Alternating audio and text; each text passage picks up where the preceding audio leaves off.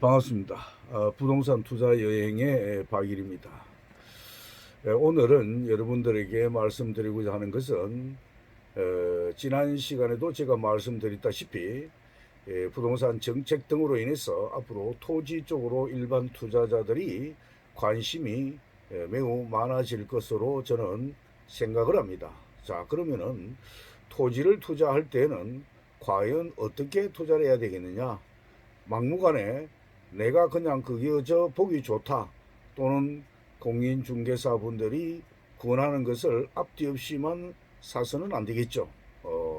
따라서 토지를 구입할 때에는 반드시 이걸 어떻게 대팔 것인가라는 것을 생각을 해야 된다는 것입니다. 즉 매수자 입장에서 토지를 보고 매수를 해야 된다는 점을 알아두셔야 됩니다. 여러분들도 잘 아시겠지만은 교회의 단독주택지는 도심 아파트와는 다르게 개인적 주관에 따라서 틀을 잡기 때문에 취향과 조건이 맞는 사람을 만나기가 쉽지 않습니다.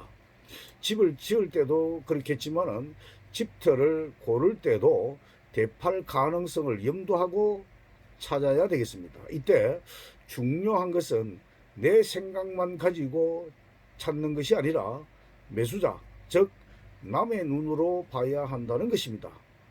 우선적으로 챙겨야 할 것은 집을 제대로 지을 수 있는 조건을 갖추었느냐라는 것이 되겠죠. 한마디로 토지의 관상과 족보를 제대로 봐야 한다는 것입니다.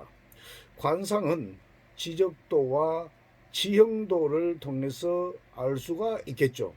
족보는 소유권과 이용권에 관한 것이 되겠습니다. 알아서 소유권과 관련된 족보가 등기부를 하면은 이용권과 관련된 족보는 토지 이용 계획 확인이 되겠죠. 집토로서의 효용 가치를 따질 때는 등기부보다 토지 이용 계획 확인원을 더욱더 신경 써야 합니다. 한 장의 공부로서 용도 지역과 지목과 기타 규제 사항이 적시되어 있습니다. 지목이 되지라면은 집을 지을 기본 요건을 갖추었겠지만 더욱 중요한 것은 바로 진입로가 되겠습니다. 현장에 가보니 길이 나 있고 이용이 가능한 것을 현황도로라고 하는데 이것만 보고 토지를 계약하는 경우가 왕왕 많습니다. 현황도로라 해도 도로의 실제 형상과 맞게 지적 분할이 되어야 되겠죠. 지적 분할이 되어야 하고 또한 지목이 도로로 지정되어 있어야 합니다. 사도가 아니라 공로로 누구나 사용이 가능한 길인지 반드시 따져봐야 한다는 것이죠. 도로 부지 소유권이 개인이라고 하면은 사도일 경우가 많지만은 도시군 관리 계획에 의해서 절차를 거쳐 도로 고시가 된 경우에는 개인 소유라 해도 공로로 간주가 된다는 점 알아두시기 바랍니다. 관할 시군 구의 건설과 또는 도로과의 확인을 꼭 해야 한다는 점 잊지 마시기 바랍니다. 한마디로 현장에 가보니까 분명히 진입도로가 있는데 토지는 어떻습니까? 토지는 많이 쌓여 있지만은 막상 집을 지으려고 하는데 토지 주인이 경운기로 길을 막거나 또는 토지 사용 승낙서를 받아야만 하니 건축 허가를 받을 수 있는 상황이 왕왕 일어나고 있습니다.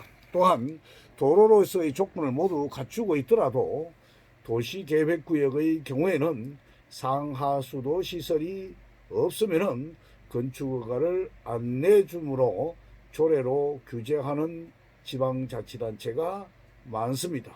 이뿐만 아니라 모든 문제를 다 해결했다고 하더라도 측량을 해보니까 또 어떻습니까? 도로 폭이 좁아서 건축허가의 기준에 미달되는 경우도 저는 주변에서 많이 보아왔습니다. 정말 안타깝지 않을 수 없는 일이죠. 한마디로 길이 있다고 해서 모두가 해결된 것이 아니라는 것입니다.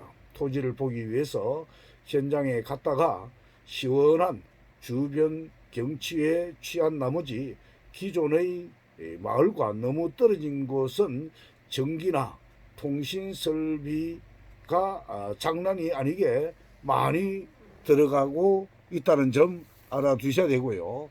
한마디로 배보다 배꼽이 커질 가능성이 높다고 봐야 합니다.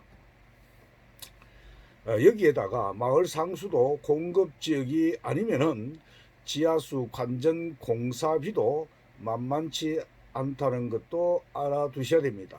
결론적으로 이런저런 비용 등을 고려하면은 기존 마을의 기반 시설을 이용할 수 있는 곳의 토지 가격이 조금 비싸더라도 오히려 경비적인 면에서는 득이 될 수 있다는 점 알아두시기 바랍니다. 감사합니다. 좋아요와 구독 부탁드리겠습니다.